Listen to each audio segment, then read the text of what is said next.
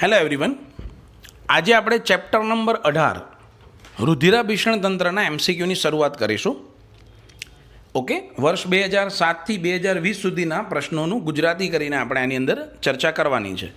જો તમારી પાસે ટેક્સ્ટ બુક હોય તો તમે ચેપ્ટર નંબર 18 ઉપર પહોંચી જાઓ, જેથી કરીને અહીંયા જે પણ કોઈ ચર્ચા થાય એ બુકમાં તમને કંઈ પણ રેફરન્સ લેવા માટે કામ આવે. That would be on page number 281. Now start it. 2007. જો તમને કોઈ વ્યક્તિમાં એન્ટીબોડીના ઉણપની શંકા લાગે તો કયો પુરાવો ભેગો કરશો? Okay, good question.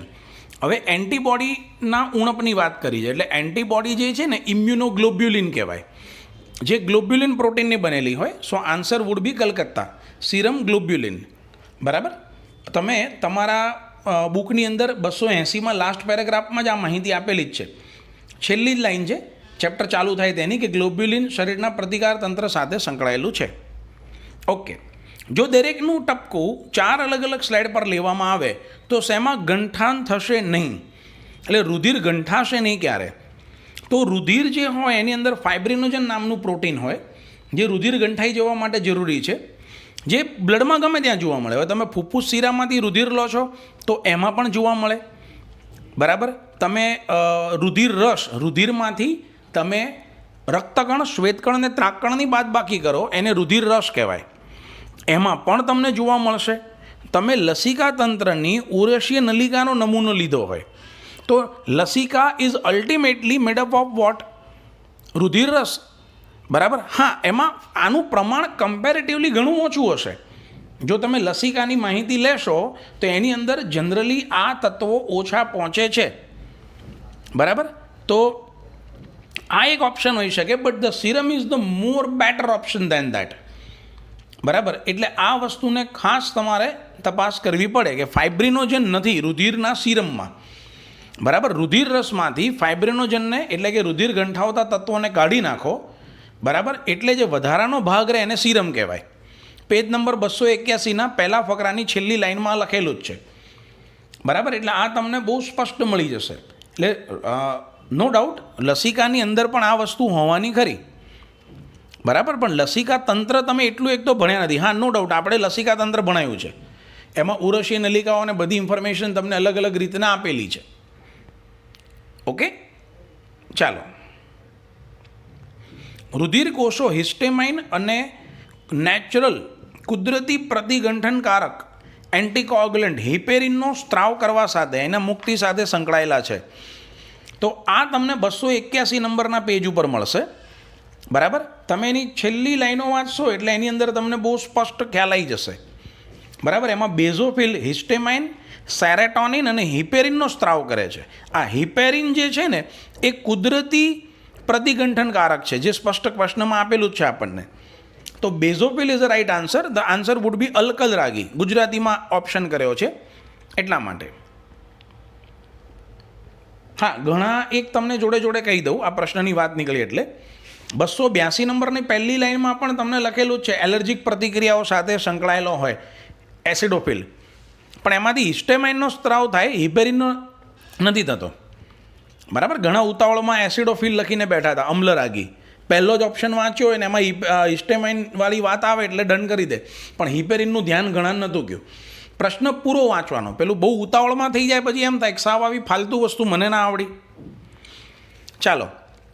સક્રિય ભક્ષક કોષો, ઓબ્વિયસલી તટસ્થ કણ અને એક કેન્દ્રી કણ. નેક્સ્ટ. મનુષ્યમાં પશ્ચ મહાશિરામાંથી ડાયસ્ટોલ પામેલા જમણા કર્ણકમાં રુધિરનું વહન આના દ્વારા થાય. હવે તમે ધ્યાનથી પરિસ્થિતિ સમજો. પશ્ચ મહાશિરામાંથી વહન થવાનું છે, જમણા કર્ણકમાં થવાનું છે. હવે જમણું કર્ણક એટલે જેનાથી શરૂઆત થાય, અગ્ર અને પશ્ચિમ મહાશિરા એની અંદર બ્લડ આપે. રાઈટ. હવે એ થવાનું કારણ શું? What is the factor responsible four transfer? એના માટેની ચર્ચામાં આપણે ઉતરીએ. તો પહેલો ઓપ્શન છે એસે ગાંઠની ઉત્તેજના. બરાબર. એસે ગાંઠની ઉત્તેજના કર્ણકના સંકોચન માટે જવાબદાર છે. જો એસે ગાંઠ ઉત્તેજિત થઈ જાય તો કર્ણક સંકોચાઈ જાય તો પશ્ચિમ મહાશિરા રુધિર અંદર આવી શકે નહીં. પછી એક છે પશ્ચ મહાશિરા અને કર્ણક વચ્ચે જે દબાણમાં તફાવત છે તે સાચી વાત છે. કેમ કે જ્યારે કર્ણક ડાયસ્ટોલ અવસ્થામાં જાય ત્યારે કર્ણક ફૂલે, બરાબર, એટલે એનું દબાણ ઘટે. એની કમ્પેરિઝનમાં પશ્ચિમ મહાશિરામાં નીચેથી આવતા રુધિરનું દબાણ વધારે હોય, એટલે પશ્ચિમ મહાશિરા પોતાનું રુધિર જમણા કર્ણકને આપે. કરેક્ટ. હજી બાકીનો ઓપ્શન જુઓ. શિરા વાલ્વના દબાણને કારણે ખુલી જવાને લીધે. This is partially correct. બરાબર, આ વાલ્વ ખુલે છે જેથી બ્લડ અંદર આવે છે, વિચ ઇઝ નોટ રોંગ. બરાબર, પણ એમાં એક માહિતી થઈ. કોની? પશ્ચિમ મહાશિરાના દબાણની. આમાં કર્ણકનું દબાણ ઓછું છે, પશ્ચિમ મહાશિરાનું વધારે છે, અને બંને વચ્ચે તફાવત છે. એમ બધું ક્લિયર બોમ્બે ઓપ્શનમાં થાય છે. કલકત્તા ઓપ્શન ખાલી પશ્ચિમ મહાશિરા દબાણપૂર્વક રુધિર લાવે છે એવું દર્શાવે છે. રાઈટ. હવે તમે દબાણ આપતા હો ને સામે જો દબાણ આપતા હોય ને તો મુવમેન્ટ ના થાય. તમને એક પ્રેક્ટિકલ ઉદાહરણ આપું કે એક કારને 4 જણા ધક્કો મારતા હતા તો પણ કાર ખસતી નથી. કેમ? તો કે 2 જણા આગળથી ધક્કો મારતા હતા અને 2 જણા પાછળથી ધક્કો મારતા હતા. તો કાર તો બે બાજુના પ્રેશરથી ન્યુટ્રલાઇઝ થઈ જાય ને. કાર ચાલે ક્યારે? જ્યારે કોઈ એક દિશામાંથી ધક્કો વાગતો હોય ત્યારે. એટલે માત્ર પશ્ચિમ મહાશિરાનું દબાણ એ અધૂરો જવાબ થયો. એનો પૂરો જવાબ એવી રીતે થાય કે પશ્ચિમ મહાશિરા જે છે એમાંથી દબાણ આવે છે અને સામે કર્ણકની અંદર દબાણ ઓછું હોય છે.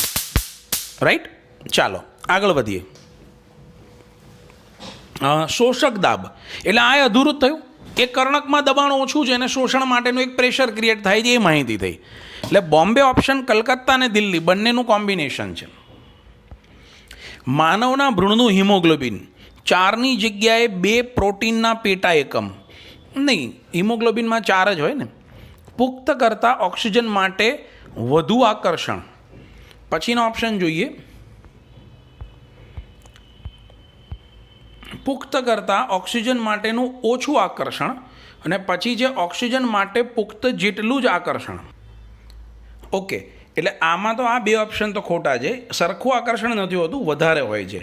જ્યારે બાળકના ભ્રૂણમાં હિમોગ્લોબિન હોય તો ઓક્સિજન માટે એનું આકર્ષણ વધારે માત્રામાં હોય કમ્પેર ટુ એડલ્ટ. જો કે આવું ક્યાંય ચોપડીમાં આપેલું નથી એટલે થોડુંક તમારા માટે આ ઓડ થઈ જશે. બરાબર, I can understand, but this is out of the syllabus. સૌથી જાણીતો રુધિર સમૂહ એબીઓ ગ્રુપ છે. બરાબર, એમાં એબીસી નથી આપવામાં આવ્યું, એબીઓ આપ્યું. તો ઓ શું છે? એકચ્યુઅલી આ ઓ છે જ નહીં, ઇટ ઇઝ 0. બરાબર, આપણે ભણાવતી વખતે પણ કીધું હતું કે જો તમારામાં એન્ટીજન એ છે, રક્તકણની સપાટી પર રહેલો કાર્બોહાઈડ્રેટ એ છે તો તમારું બ્લડ ગ્રુપ એ, બી હોય તો બી, એ ને બી બંને હોય તો એ બી, અને બેમાંથી એક પણ ના હોય તો એન્ટીજન નથી, દેટ ઇઝ ઇન્ડિકેટિંગ 0. બરાબર. So this is actually AB0 system which is indicating there is none of the antigen available on the surface of RBC. Ahmedabad is the right answer. ચાલો, ઇસીજીમાં કયું મૂળાક્ષર ને પ્રક્રિયા સાચી દર્શાવેલી છે? પહેલું પી, કર્ણકોનું સંકોચન. યસ, પહેલું જ સાચું છે. પછી આર ઇન્ડિવિડ્યુઅલ નથી, QRS સળંગ છે. બરાબર, પી પછી QRS એક ભેગું છે. ક્ષેપકોનું પુનઃ ધ્રુવીકરણ, સિસ્ટોલની શરૂઆત, વિચ ઇઝ રોંગ. અને ટી ડાયસ્ટોલનો અંત નહીં. બરાબર, પી બરાબર છે. પરફેક્ટમાં પરફેક્ટ છે ને પી આપેલો છે. આ લોકોએ થોડુંક લખાણની અંદર ગડબડ કરી છે પણ આપણને આમ ખ્યાલ આવી જાય, થોડુંક પણ તમને ધ્યાન હોય ને તો. સિસ્ટોલ સમાપ્ત થાય એવું દર્શાવે ટી જે હોય ને, અને ડાયસ્ટોલની શરૂઆત દર્શાવે. જો તમારી જોડે બુક હોય તો 288 નંબરના પેજ પર આ માહિતી તમને સ્પષ્ટ મળી જશે. બરાબર ને. QRSનું કામ છે ક્ષેપકોનું વિધ્રુવીકરણ કરવાનું. એ પણ અહીંયા નથી લખેલું, માટે અમદાવાદ કરેક્ટ. રુધિરની સાપેક્ષે લસિકા, આ થોડુંક તમને છે ને ઓડ વન આઉટ થશે. ઓડ વન આઉટ એટલા માટે કે તમે જો 284 નંબરમાં લસિકાનો અભ્યાસ કરશો, બરાબર, તો લસિકામાં જે માહિતી આપેલી છે, બરાબર, એમાં પહેલો ઓપ્શન વાઇઝ જોઈએ વધુ રક્તકણ, તો કે હોતા જ નથી. લસિકા રંગવિહીન છે એટલે રક્તકણ કદાચ હોય તો બહુ રેર ઓફ ધ રેર પોસિબિલિટીમાં હોય. બરાબર. રુધિર રસની ગેરહાજરી, ધીસ ઇઝ રોંગ. રુધિર રસથી જ લસિકા બન્યું છે, અથવા બીજી ભાષામાં કહું તો રુધિર રસનું જ બીજું નામ લસિકા પડ્યું છે એક ચોક્કસ પરિસ્થિતિમાં, એટલે એ પણ યોગ્ય નથી. પ્રોટીન વિહીન રુધિર રસ, આ તમને ઓલમોસ્ટ સાચું લાગે, તમને એમ થાય કે ના એકદમ પરફેક્ટ છે, બરાબર, પ્રોટીન એમાં નથી જતા, એ વાત સાચી એમ કરીને આપણે સ્વીકાર લઈએ, પણ એ 100% સાચી વાત નથી. બરાબર, કેમ નથી? કારણ કે લસિકાનું જે નિર્માણ થાય છે એ નિર્માણ ખુલ્લું તંત્ર, જ્યારે બંધ તંત્ર જ્યાં હોય ત્યાં પેશી પાસે થાય. તો પેશીના પોતાના કોઈ નાના મોટા પ્રોટીન કે અંતઃસ્ત્રાવો હોય તો એ પણ એની સાથે આગળ વધે. બરાબર, તમારી બુકમાં લખેલું જ છે કે લસિકા એ પોષક ઘટકોને અંતઃસ્ત્રાવો માટે પણ એક વાહક તરીકે વર્તે છે. હવે ધારો કે અંતઃસ્ત્રાવ પ્રોટીનનો હોય તો તમે એવું તો કહી જ ના શકો કે તે પ્રોટીન વિહીન છે. આમ ડેમ શ્યોરિટી ન આપી શકો. હા, પણ એવું તમે છેલ્લો ઓપ્શન જુઓ કે આરબીસીની ગેરહાજરી અને શ્વેતકણો વધારે. હવે આમાં સ્પષ્ટતા નથી કરી કયો શ્વેતકણ, લસિકા કણ સૌથી વધારે હોય, રાઈટ. એટલે compare to Calcutta, Delhi is a better answer. બાકી જો તમારા દિલ્હીમાં કંઈક બીજું લખેલું હોય તો એક ટાઈમ તમે કલકત્તાવાળો જવાબ પણ સાચો આપી શકો છો. બરાબર, પ્રોટીન વિહીન રુધિર રસ is not wrong, but Delhi option એનાથી વધુ બેટર હોવાથી હું એને સાચો જવાબ ફાળવી રહ્યો છું. બરાબર, ચલો નીટમાં રહેવાનું, એક જવાબ બે સાચા લાગશે ને એમાંથી એક પસંદ કરવાનો છે.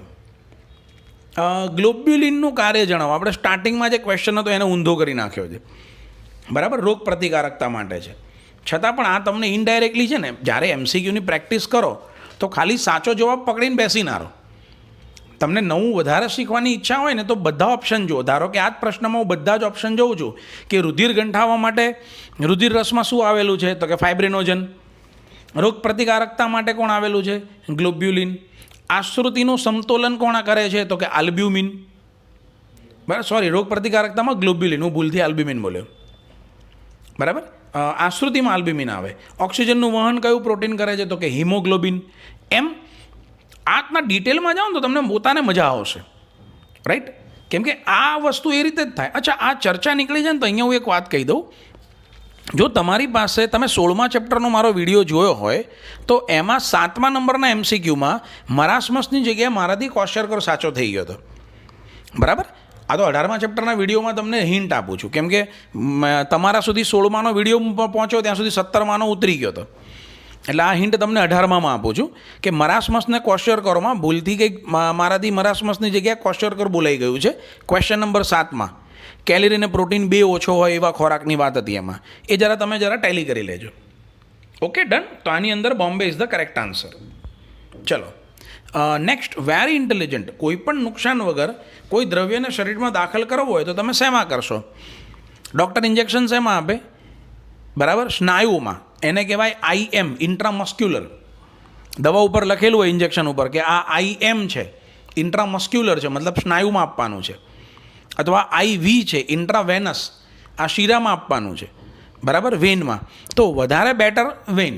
બરાબર, મસલ્સમાં આપો એટલે અમુક લેવલે મસલ્સ ડેમેજની પ્રોસેસ થાય. અને બીજું, શરીરમાં દાખલ કરવા માટે રુધિર પ્રવાહમાં દાખલ કરો તો ઇટ ઇઝ બેટર, રાઈટ. હવે આ તમારા માટે એક રિસર્ચનો વિષય થઈ ગયો કે કેમ કેટલાક ઇન્જેક્શન ઇન્ટ્રામસ્ક્યુલર હોય છે, કેમ કેટલાક ઇન્જેક્શન ઇન્ટ્રાવિનસ હોય છે. હવે એ તમે શોધીને જોઈ લેજો. બરાબર, હું અહીંયા સ્પષ્ટતા કરતો નથી, ગૂગલ બાબાને પૂછજો. ચલો, રુધિરાતંત્રના 4 વિધાન છે. શરૂ કરીએ. શિરાઓ કરતાં ધમનીની દિવાલ જાડી છે અને પોલાણ નાનું છે. સાચી વાત. બરાબર, ધમનીનું મધ્ય આવરણ જે હોય ને જાડું હોય, કેમ કે હૃદયમાંથી ધક્કા મારીને બ્લડ આવે એટલે ધમની જાડી જોઈએ અને શિરાનું પોલાણ મોટું જોઈએ અને ગુરુત્વાકર્ષણની વિરુદ્ધ દિશામાં આવવાનું છે. એન્જાઇના તીવ્ર છાતીનો દુખાવો છે, ઓકે, જે મગજમાં રુધિર પરિવહન ઘટવાના કારણે થાય છે. નહીં, એન્જાઇના હૃદયના સ્નાયુઓમાં ઓક્સિજન ન પહોંચે એને કારણે થાય છે. એટલે બી વાળો વાત ખોટી પડી. એબીઓ બ્લડ ગ્રુપ સિસ્ટમમાં AB બ્લડવાળી વ્યક્તિ કોઈપણને દાન કરી શકે નહીં, 0 વાળી વ્યક્તિ કરી શકે, AB વાળી કોઈ બીને લઈ શકે. અને રુધિર ગંઠાઓમાં કેલ્શિયમ મહત્વનો ભાગ ભજવે, કરેક્ટ. સો પહેલું ને છેલ્લું 4. અચ્છા, આમાં તો ઓપ્શન આ નથી, ઓપ્શન પાછા નીચે છે. હું તો આમાં જ ઓપ્શન સમજતો હતો. મેં કીધું પહેલો જ સાચો છે, આ તો ચોથોય સાચો નીકળ્યો. નાવ આઈ અન્ડરસ્ટેન્ડ. નીચે આ બેમાંથી કયો સાચો એમ પૂછ્યો છે, એટલે આ રીતે Delhi is a correct answer. ચાલો, 100 ml બ્લડ હોય તો હિમોગ્લોબિન કેટલું હોય? વેરી ઇઝી, 12 થી 16 ગ્રામ. આમ બીજા વર્ષના પેપર જો ને તો આપણને એમ થાય હા આવું પેપર મારે આવે તો જોરદાર મજા આવી જાય. ભાઈ એ તો હું સોલ્વ કરાવવા બેઠો છું એટલે એવું લાગે છે. જાતે સોલ્વ કરવાનું કીધા તો બધા અઘરા જ લાગે. હૃદયના ત્રિદલ વાલ્વના હૃદબદ્ધ તંતુને ઈજા થાય ને નુકસાન થાય, બિનકાર્યરત થાય, તો તાત્કાલિક અસર શું થશે? Okay, very good question. ફુફ્ફુસીય ધમનીમાં આવતો રુધિર પુરવઠો ધીમો થાય. ફુફ્ફુસીય ધમનીમાં આવતો રુધિર પુરવઠો ધીમો થાય. જો હવે આમાં એક વાત કહું, આવા પ્રશ્નોમાં પહેલાં થિયરી ક્લિયર કરી નાખવાની કે ત્રિદલ વાલ્વ જમણા કર્ણક ને જમણા ક્ષેપક વચ્ચે હોય, એની નીચેના હૃદબદ્ધ તંતુઓને ઈજા થઈ. બરાબર? એટલે ત્રિદલ વાલ્વ ખુલવાની પ્રક્રિયામાં અને બંધ થવાની પ્રક્રિયામાં ખામી થાય. એટલે જમણા કર્ણકમાંથી બ્લડ જમણા ક્ષેપકમાં જાય ને જમણા ક્ષેપકમાંથી ફેફસામાં જાય, એ પ્રક્રિયાને અસર થઈ. હવે જમણા ક્ષેપકમાંથી ફેફસામાં લઈ જતી નળીનું નામ ફુફ્ફુસ ધમની છે. રાઈટ? ઓકે, તો સમજીએ. પહેલો ઓપ્શન છે ફુફ્ફુસ ધમનીમાં આવતો રુધિર પુરવઠો ધીમો થાય, which is quite correct answer. બરાબર? પછી છે મહાધમનીમાં જતો રુધિર પુરવઠો ઓછો થાય. એના પછી તમને એક આપેલું છે પેસમેકર કામ કરતું બંધ થાય. એક છે ડાબા કર્ણકમાં રુધિર પુરવઠો પાછો વહેવા લાગે. ઓકે, આને ડાબા કર્ણકને તો કોઈ લેવા દેવા જ નથી, કેમ કે ત્રિદલ વાલ્વ જમણા કર્ણકની વાત થઈ. એટલે ડાબા કર્ણકને ઇસ્યુ આમાં આપેલો જ નથી, એટલે એ વાળો ઓપ્શન નથી કામનો. પેસમેકરની અહીંયા કોઈ વાત જ નથી. પેસમેકર તો એસે ગાંઠ બગડે તો થાય છે. એટલે રહ્યા બે જવાબ તમને અત્યારે પહેલી નજરે સાચા લાગશે, મહાધમનીવાળો ને મહાશિરાવાળો. બરાબર? હવે તમે તમારી ટેક્સ્ટબુક લઈને તમે ત્રિદલ વાલ્વ પછીનું બ્લડ ક્યાં જાય છે એ ચર્ચામાં જાઓ. બરાબર? જો તમારી પાસે મારો ચોપડો અવેલેબલ હોય તો મેં તમને આખો ગ્રાફમાં સમજાવ્યું હતું કે કયું બ્લડ ક્યાંથી ક્યાં જાય. રાઈટ? અને જો તમારી પાસે ના હોય તો પેલું બેવડું પરિવહન પણ તમે વાંચી શકો છો. રાઈટ? આમાંથી કોઈ બી વસ્તુ વાંચશો એટલે તમને ધ્યાન આપશે. જમણા કર્ણકમાંથી ફુફ્ફુસ ધમનીમાં જાય. મોટી જે ધમની હોય ને એ ડાબા કર્ણકમાંથી આવે. ડાબા કર્ણકનું રુધિર જે આખા શરીરને મોકલવાનું હોય એ મહાધમનીમાં જાય. માટે અમદાવાદ સાચો જવાબ ગણાય. ચલો, મનુષ્યનો સામાન્ય ECG છે જેમાં એક સાચો ઘટક પસંદ કરવાનો છે. ઓકે, પહેલાં તો ECG ઓકે છે. ચલો, એટલે ટૂંકમાં આમાંથી એક સાચું પસંદ કરવાનું છે. પીની સીમા એટલે કે શિખર, એનો પીક પોઈન્ટ માત્ર ડાબા કર્ણકના સંકોચનની શરૂઆત. ના, પીનું સંકોચન થાય એટલે બંને કર્ણક એકસાથે જ સંકોચાય. QRSની સીમા એક પૂર્ણ ધબકાર છે, થડકાર છે, પલ્સ છે. Yes, okay, correct. QRSની બાઉન્ડ્રી, સીમા એટલે બાઉન્ડ્રી, અહીંયા પીકના અર્થમાં છે. ચલો, કેવી રીતે? કેમ કે પી થાય એટલે કર્ણકનું સંકોચન થાય, એટલે કર્ણકમાંથી બ્લડ જાય ક્ષેપકમાં. હવે કર્ણકમાંથી બ્લડ ક્ષેપકમાં જવાની પ્રોસેસ ચાલતી હોય ત્યારે ક્ષેપકનું સંકોચાવવું, જોરથી ધબકવું અને પૂરું થવું, આ બધામાં QRS થાય. રાઈટ? પહેલાં વોલ્ટેજ નીચે જાય, પછી વોલ્ટેજ ઉપર જાય, પાછા વોલ્ટેજ નીચે જાય. એટલે આ ઓલમોસ્ટ છે ને ધબકારાનો જે મૂળ હેતુ છે ને, પહેલો ધબકારો દ્વિદલ ત્રિદલ વાલ્વ બંધ થવાથી ને બીજો ધબકારો અર્ધચંદ્રાકાર વાલ્વ બંધ થવાથી, એ બંને આની અંદર આવી ગયા. ટીની સીમાં હૃદય સંકોચનનો આરંભ પ્રેક્ટિકલી રાઈટ, પણ બેટર ઓપ્શન એવું રહેશે કે સિસ્ટોલની સમાપ્તિ.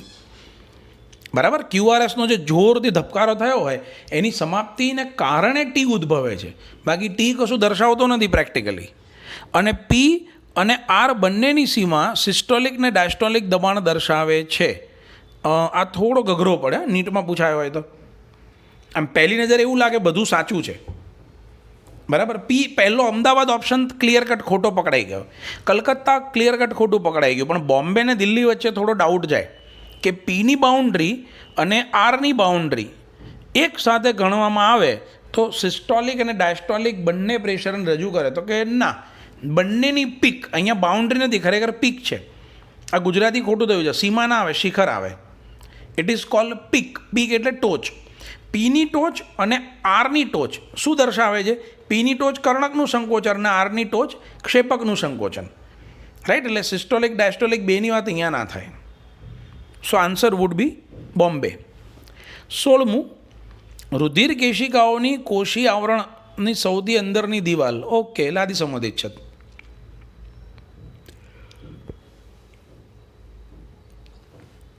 બંડલ ઓફ હિસ કયા અંગનો ભાગ છે? હૃદય. આવું પૂછો ને ભાઈ, મજા આવે, અમારા નીટ પાવરફુલ થઈ જાય.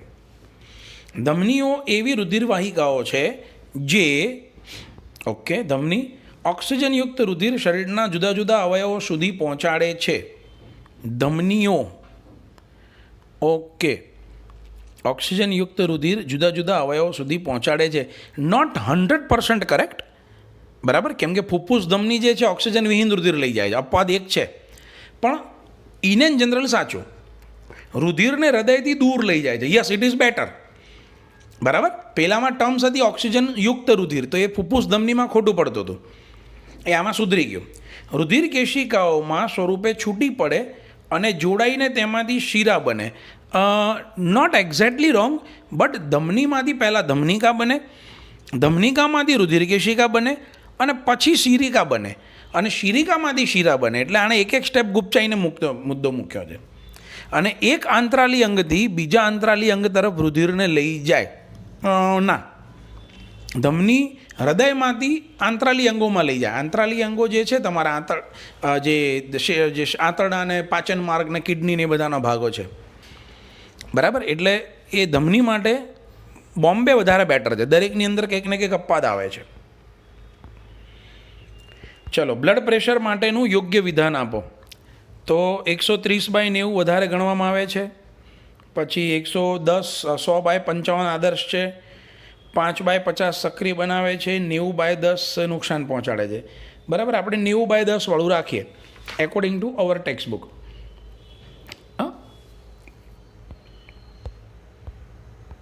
ઓકે, 20મો બહુ મોટું છે, બહુ લાંબુ લખ્યું છે. સીધો પ્રશ્ન એ છે કે કયું બ્લડ ગમે તેને આપી શકાય જોયા વગર? જવાબ 0 બ્લડ ગ્રુપ. બહુ લાંબુ પૂછ્યું. પ્રોટીન ગંઠાવાની પ્રક્રિયામાં કયું પ્રોટીન ભાગ લે? રુધિર રસનું કયું પ્રોટીન રુધિર ગંઠાવાની પ્રક્રિયામાં ભાગ લે? ઓબ્વિયસલી ફાઇબ્રિનોજન. કયું અંગ આરબીસીનું કબ્રસ્તાન છે? બોલો, બરોડો. માર્ગ અકસ્માતમાં રુધિર જાણીતું નથી, ગમે તે આ બ્લડ આપે. લે હા ભાઈ, એકનો એક સવાલ કેટલી વાર પૂછશો? 0 બ્લડ ગ્રુપ.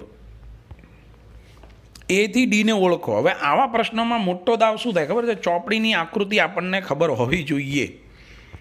ચલો, પહેલું છે એ તરીકે તમને ફુફ્ફુસીય શીરા આપેલી છે, બરાબર. હવે તમને નીચેના 4 ઓપ્શન દેખાતા નથી, મને દેખાય છે.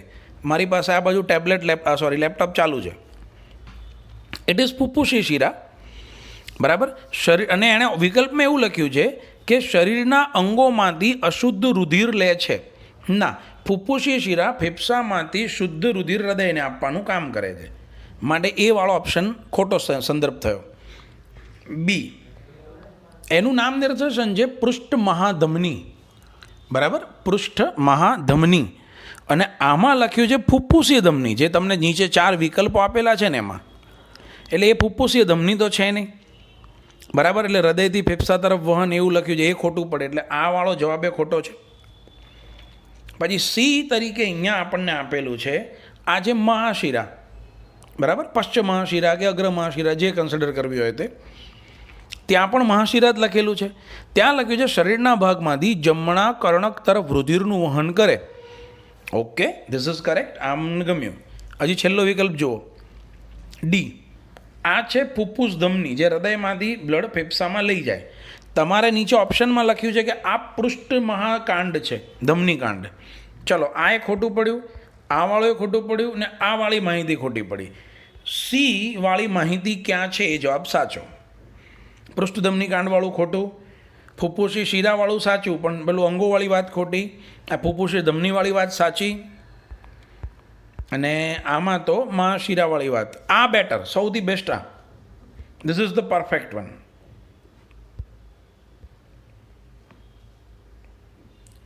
મહાશિરા શરીરના ભાગોમાંથી જમણા કર્ણક તરફ રુધિરનું વહન કરે. ધીસ ઇઝ કરેક્ટ, બરાબર.